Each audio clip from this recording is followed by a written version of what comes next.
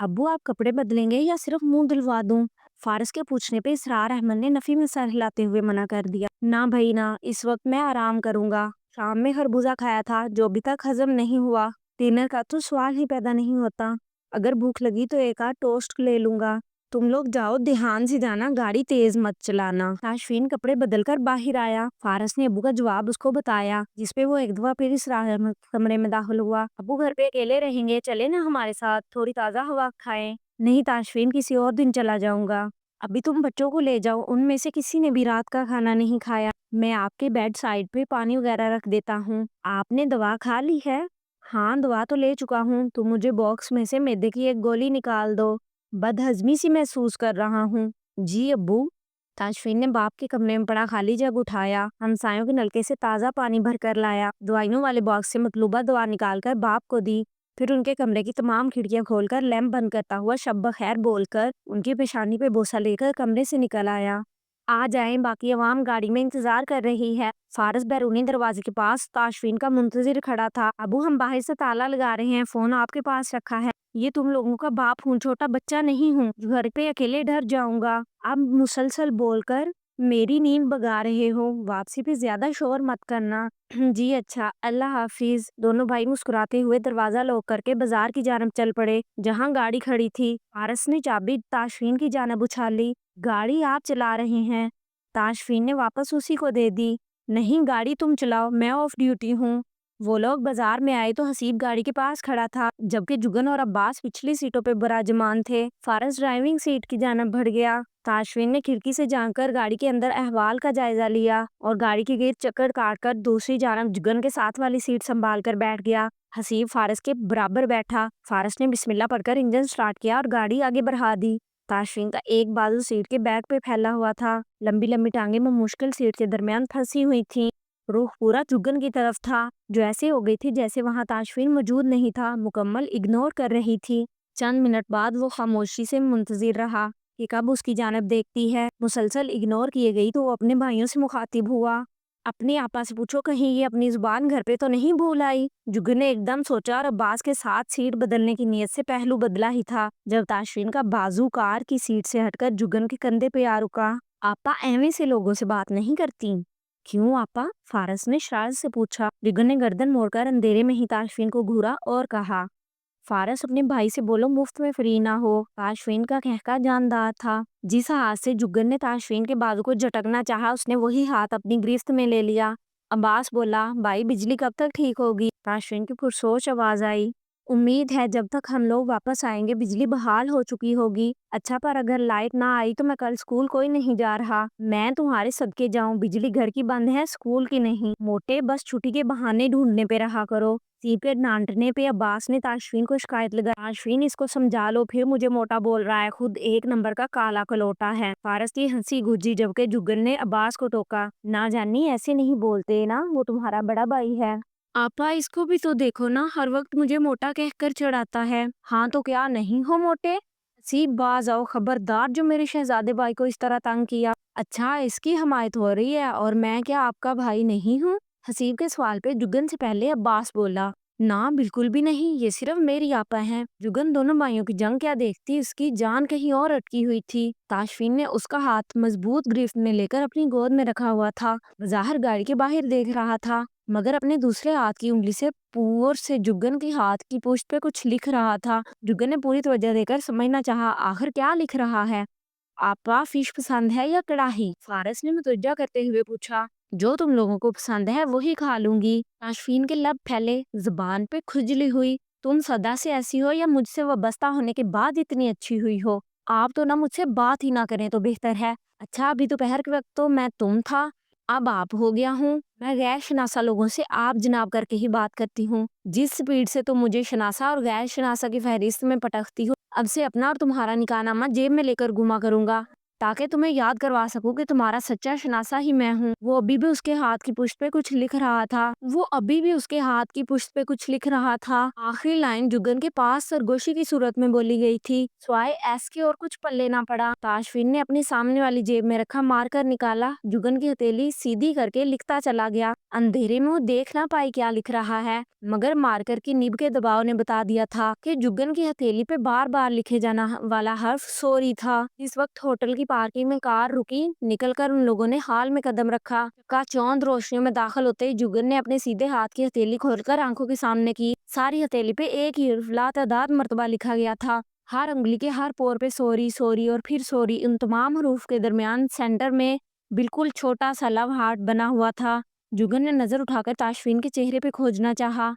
आया ये सॉरी दिल से बोला गया है या ऊपर से ड्रामा कर रहा है? चंद सेकंड को नजर मिली थी। 2 पल संजीदगी से उसकी नजरों में देख रहे रहने के बाद वो धीरे से मुस्कुरा दिया। मुस्कुराने पे डिंपल उभरे और जुगन सब भूल गया। सारे इख्तलाफात, सारा गुस्सा, ये तक याद ना रहा कि इस वक्त खड़ी कहाँ है। पीछे से आते फारस ने उसकी आंखों के सामने हाथ हिलाया। आपा, भाई आगे जा चुका है। ये आदमी एक नंबर का धोखेबाज है। फारस हंस दिया। खाना खाने के बाद ये राज खुला कि वो किसी रेस्टोरेंट की बजाय होटल में डिनर करने क्यों आए हैं। भाई और भाभी, हम लोग घर को निकल रहे हैं, आप दोनों यही रुकोगे क्योंकि आपके लिए एक सरप्राइज है। ताशफीन ने फारस के बाद हसीब और फिर अब्बास को देखा। पूछा जुगन ने, कैसा सरप्राइज? हमने आज रात के लिए आप दोनों के लिए इस होटल में बुकिंग करवाई है। 3rd फ्लोर पे आपका कमरा है और ये इस कमरे की चाबी। फारस ने जेब से चाबी निकालकर मेज पे रखी। इससे पहले कि ताशफीन या जुगन कुछ कहते, हसीम ने हाथ उठाकर दोनों को कुछ कहने से रोक दिया। ये हमारी तरफ से शादी का तोहफा समझ ले, हम घर के लिए निकल रहे हैं, आपसे कल मुलाकात होगी। ताशफीन बड़े रिलैक्स मूड में कुर्सी पे बैठा था। सुस्त नजरों से एक दफा जुगन को देखा जो उसी को देख रही थी। वो उसके चेहरे के तासरात से समझ गया कि वो चाह ही रही थी कि ताशफीन कुछ कहे। शायद वो चाह रही थी ताशफीन मना करे, मगर ताशफीन मुस्कुराहट दबाते हुए बोला, अच्छा अगर ऐसा है तो तुम लोग निकलो, गाड़ी कहीं रोकनी नहीं, मैं फारिस के नंबर पे कॉल करता हूँ। कॉल सारा रास्ता ऑन रखना, जैसे ही घर पहुंचो कॉल बंद कर देना।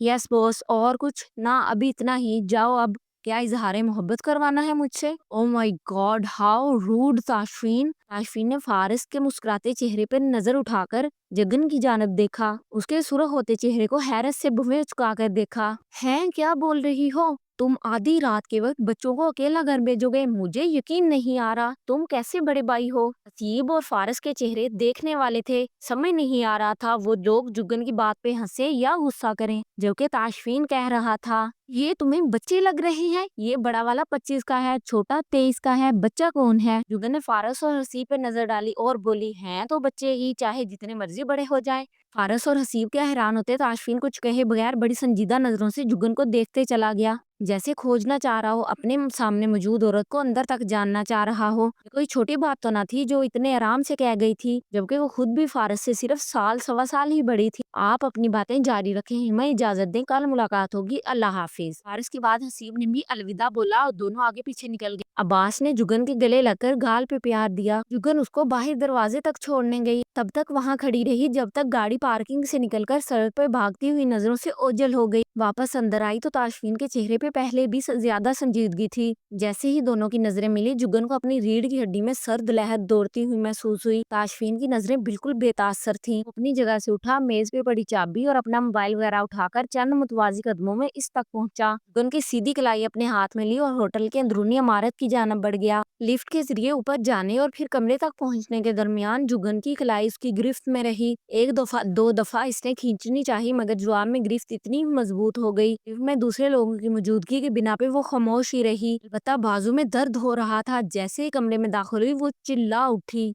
मेरा बाजू छोड़ो ताशफीन, दर्द हो रहा है। ताशफीन ने उसको वही बंद दरवाजे के साथ लगाया, एक झटके से कलाई भी छोड़ दी। इसने जुगन को वहां दरवाजे के साथ बांधा नहीं था, मगर वो एक कदम ना हिल सकी। पलक झपके बगैर उसको देखे गए। जवाब में वो मुसलसल इसी को पढ़ रहा था। जब थक गया तो धीमी मगर सख्त आवाज में बोलने लगा, क्या गेम खेल रही हो? उनका सांस फूल रहा था। बमुश्किल नफी में सर हिला पाई। कुछ जानती भी हो कि किस कदर खतरनाक और नाजुक सरहदों को पार करने की जुरात कर रही हो? ये सब सोच समझ कर रही हो या गैर अरादी तौर पर झंडे गाड़ना चाह रही हो? मैं میں نہیں جانتی میری کس بات پر تم اس قدر شدید رد عمل دکھا رہے ہو. ابھی نیچے ہمارے بھائیوں کو کیا کہہ کر مخاطب کیا, آپ کے بھائی ہیں تو کیا وہ لوگ میرے بھائی نہیں ہیں؟ ہم نے کہا بچے اکیلے جائیں گے, آپ نے ان کو اکیلا بھیج کر ہی دم دیا, اب بلا وجہ مجھے گھور رہے ہیں. مجھے بس یہ بتاؤ تمہارے لیے وہ بچے کیسے ہو گئے؟ نے اپنے سے 4 قدم کی دوری پہ کھڑے اس شخص کو ایسے دیکھا جیسے اس کی دماغی حالت پہ شبہ گزرا ہو. کیا چھوٹے بہن بھائی آپ کے بچوں جیسے نہیں ہوتے؟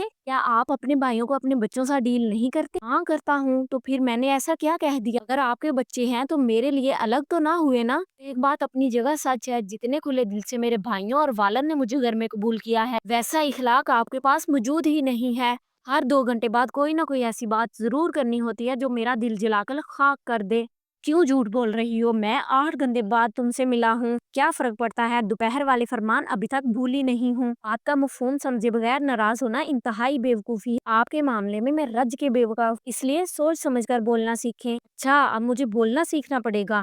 جی ہاں. تاشفین چلتا ہوا اس کے پاس آیا, اس کے سر کے پیچھے بالوں کو انتہائی نرم گرفت سے پکڑتے ہوئے سر کو پچھلی جانب جھکایا, جس سے جگن کا چہرہ اوپر اٹھ گیا. فین نے اپنا چہرہ اس کے چہرے کے پاس کرتے ہوئے اس کی آنکھوں میں دیکھ کر بولنا شروع کیا. تم میری بات کو گھما کر موضوع سے ہٹا رہی ہو. ہاں ایسا ہی کر رہی ہوں. کیوں؟ کیا جواب دینے سے ڈرتی ہو؟ نہیں. تو پھر دو جواب. جگن چند پل گھورتی رہی, پھر چیلنج کرتے ہوئے بولی, تمہارا ہر رشتہ میرا بھی رشتہ, تمہارا ہر خونی تعلق میرے لیے بھی عزت کے قابل. تمہارے بھائی میرے بھائی, کر لو جو ہوتا ہے. پہلے تو اسی طرح سنجیدہ چہرہ لیے اس کی آنکھوں میں دیکھتا رہا, پھر ایک دم سنجیدگی کی جگہ مسکراہٹ نے لے لی, اس سے پیچھے ہٹ گیا. تب ہی اس کی نظر بیڈ پہ پڑی, منہ سے بے اختیار نکلا, واٹ دا. اس کی نظروں کے تعاقب میں جگن نے بھی بیڈ کی جانب دیکھا. حیرت سے منہ کھل گیا. سارے بیڈ پہ سرخ پھولوں کی پتیاں بچھی ہوئی تھیں, عین درمیان میں گلابی پتوں سے لو ہارٹ بنایا گیا تھا. اس ہارٹ کے اوپر ایک طے شدہ کاغذ پڑا تھا. یہ سب کیا ہے؟ جگن اس کے برابر کھڑی ہو کر پوچھ رہی تھی, جس پہ تاشفین کے لب ایک بار پھر پھیلے. ہمارے بچوں کی کارستانی. ہاتھ بڑھا کر طے شدہ ورقہ اٹھایا اور کھول کر بآواز پڑھنے لگا. ہمارے گھر بچوں کی اشد ضرورت ہے. اگر ایک عدد بھتیجا بھتیجی مل جائے تو اپنی لاٹری نکل آئے گی. من جانب آپ کا دوست بھائی فارس. آگے ایک لائن چھوڑ کر دوسری ہینڈ رائٹنگ میں لکھا تھا, جگن آپا, آپ میری وہ بہن ہے جو اللہ نے مجھے تاشفین بھائی کے ذریعے دی. اس لیے بھائی میری بہن کو کبھی کوئی دکھ مت دینا, ورنہ تمہیں جگن آپا کے بھائی حسیب کو جواب دینا پڑے گا. تاشفین ایک پل کو رکا اور جگن کو بھوئے چکا کر دیکھا. تمہارا یہ بھائی تو میرے ہاتھوں پٹے گا, سالہ مجھے ہی دھمکی دے رہا ہے. پھر آگے پڑھنے لگا, مجھے ایک چھوٹی بہن لینی ہے جس کا نام زینب رکھوں گا. زینب میرے ساتھ اسکول جایا کرے گی, میں اس کا خیال رکھا کروں گا. من جانب زینب کا بڑا بھائی عباس. آپ تو یقین آ گیا ہوگا یہ کتنے چھوٹے بچے ہیں. تاشفین نے ورقہ جگن کو تھما دیا, جو خاموش کھڑی بیڈ کو دیکھے جا رہی تھی. تاشفین اپنے جوتے اتارنے کے بعد بیڈ کے پاس گیا, پوری چادر جس پہ پھول پڑے تھے اس کو آدھی فولڈ کر کے خالی جگہ بنا کر لیٹ گیا. جگن نے ایک دفعہ پھر فرمائش پڑھی اور پیپر فولڈ کرنے کے بعد اپنے ہینڈ بیگ کی اندرونی جیب میں رکھ دی. آپ نے فارس کو بولا تھا کال کروں گا, کی کیوں نہیں؟ فکر نہ کرو, وہ لوگ گھر کے قریب ہوں گے. عباس ابھی بہت چھوٹا ہے. ہاں فیڈر پیتا ہے. میں مذاق نہیں کر رہی.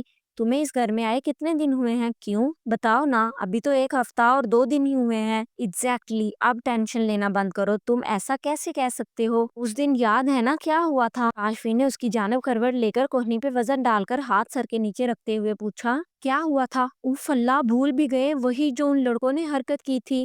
وہ سب اس لیے ہوا کیونکہ تم میرے ساتھ تھی, ورنہ مجھے تو لڑکے چھیڑنے سے رہے. فرحانہ اٹھا کر تاشفین کو مارا, جسے اس نے آسانی سے کیچ کرتے ہوئے سر کے نیچے رکھ لیا. مگر جو کل ہوا ہے اس کے بعد مجھے لگتا ہے کچھ دن آنے جانے کے لیے سب کو احتیاط سے کام لینا ہوگا. ایک بات بتاؤں؟ تاشفین کے چہرے پہ پھیلی شرارت بتا رہی تھی.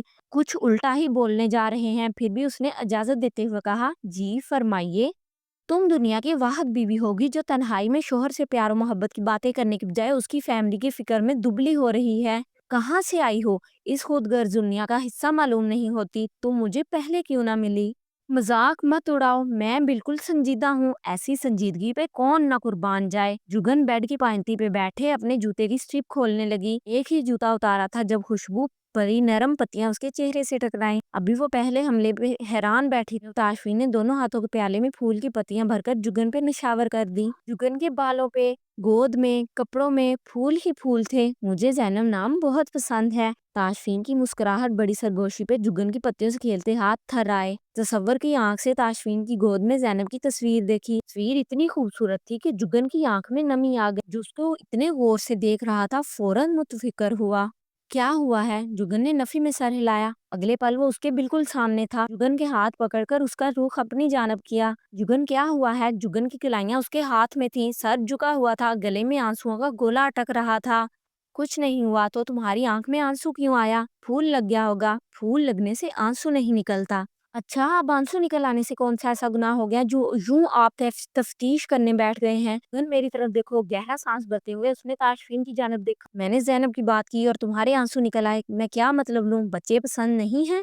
ایسی تو کوئی بات نہیں، الماس کے بچوں میں میری جان ہے۔ الماس کے بچوں میں جان ہے نا، ہو سکتا ہے تاشفین کے بچے پیارے نہ لگے۔ جگن کا منہ حیرت سے کھل گیا۔ اگلے پل حیرت کی جگہ غصے نے لے لی۔ اتنے روڈ اور ایروگینٹ انسان ہو، یعنی کہ حد ہی ہو گئی۔ تاشفین کے بچے مجھے پیارے نہیں ہوں گے؟ مجھے کیا وہ میرے بچے نہیں ہونے؟ میں نے ابھی چند پل پہلے زینب کو تمہاری گود میں بیٹھے دیکھا، تم دونوں اتنے پیارے لگ رہے تھے، خوشی سے آنکھ بھر آئی، اور تم کہہ رہے ہو مجھے زینب پیاری نہیں ہوگی؟ تم رہو یہاں، میں جاتی ہوں، کیونکہ اتنے روڈ انسان کے ساتھ ہرگز گزارا نہیں کر سکتی۔ غصہ جانے دو، تم کہیں نہیں جا رہی ہو، ابھی 2 گھنٹے پہلے تم نے سوری کیا ہے، اس کے ساتھ ہی دوبارہ دل دکھانے بیٹھ گئے ہو۔ پھر سے سوری کر لیتا ہوں، میری کون سا زبان گھس جانی ہے؟ لاؤ دوسرا ہاتھ دو، اس پہ بھی سوری لکھ دیتا ہوں۔ مجھے اس قدر بےہودہ سوری ہرگز نہیں چاہیے جو 2 گھنٹے نہ چل سکے۔ اچھا ضد نہیں کرو، اگر ہم یوں ہی چھوٹی چھوٹی باتوں پہ لڑتے رہے تو زینب کیا سوچے گی؟ جگن کچھ کہنے جا رہی تھی، جب تاشفین کے فکرے پہ غور کیا، خود بخود مسکراہٹ نمودار ہو گئی۔ اسے دیکھ تاشفین کی ہنسی گونجی۔ جگن نے اس کے سینے پہ ایک ہاتھ رکھ کر اس کو دور دھکیلنا چاہا، مگر تاشفین نے اس کو مزید قریب کر لیا۔ تب بھی تاشفین کی قمیض کی جیب میں رکھا موبائل بج اٹھا۔ ایک ہاتھ سے اس نے فون برآمد کیا، اسکرین آن کرتے آنکھوں کے سامنے وہاں ایک میسیج کا نوٹیفیکیشن موجود تھا۔ ہیلو ہینڈسم، لانگ ٹائم نو سی۔ نمبر پہچانتے اس کے ماتھے پہ تیوری آ گئی، وہ تو اس لڑکی کو بھول ہی چکا تھا۔